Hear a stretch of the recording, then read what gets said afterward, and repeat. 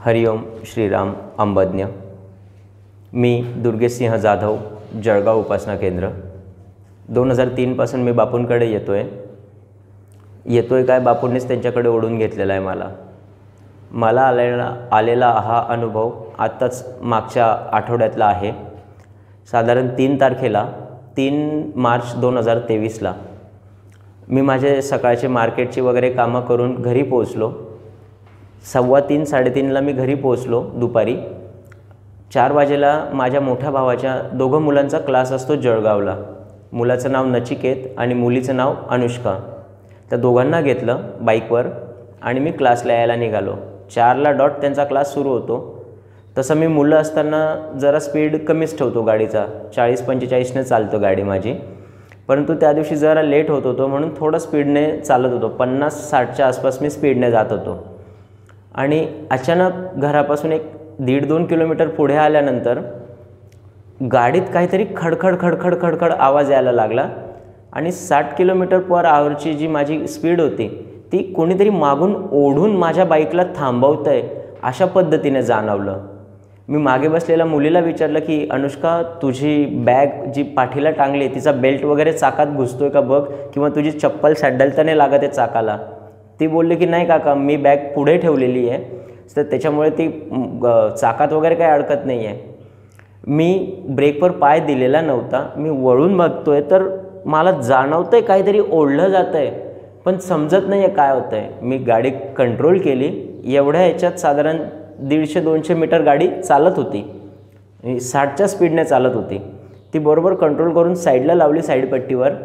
आणि ज्यावेळी उतरून मी बघितलं त्यावेळी माझ्या मागच्या चाकाची, गाडीच्या मागच्या चाकाची जी रिंग होती ना ती मधोमध फाटली होती आणि ती फाटल्यानंतर जे पत्रा असतो रिंगचा तो ट्यूबला लागलेला होता, असा की तो भोसकल्यासारखा त्यात अडकला होता।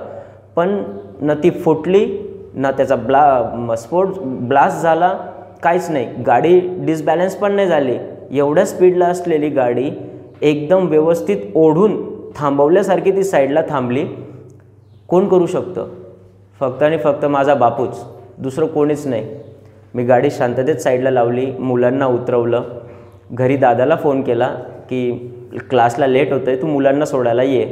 तो आला आणि तो मुलांना पुढे क्लाससाठी घेऊन गेला।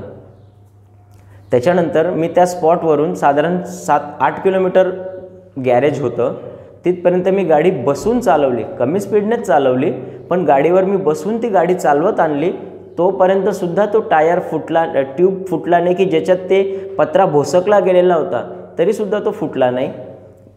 गाडी आणली, गॅरेजला लावली, व्यवस्थित बापूने काम करवलं आणि मला सुखरूप एवढ्या मोठ्या संकटातून बापूने बाहेर काढलं।